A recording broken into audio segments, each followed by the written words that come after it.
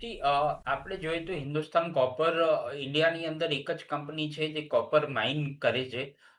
અને copper prices હમણાં આપણે જોઈએ તો ઓલ ટાઈમ હાઈના નજીક છે. $13,000ની આસપાસ. હિન્દુસ્તાન કોપરનો જે માઇનિંગ કોસ્ટ છે એ લગભગ $6,000ની આસપાસ આવે છે. અને હિન્દુસ્તાન કોપરે કોઈ લોંગ ટર્મ એગ્રીમેન્ટ બી સાઇન નથી કર્યા.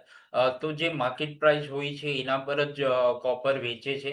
અને એક્સપાન્શન બી સારું કરે છે. આ વર્ષનું આપણે કોપર મેટલનું પ્રોડક્શન જોઈએ તો લગભગ 26,000 ટન્સ જેવું હશે.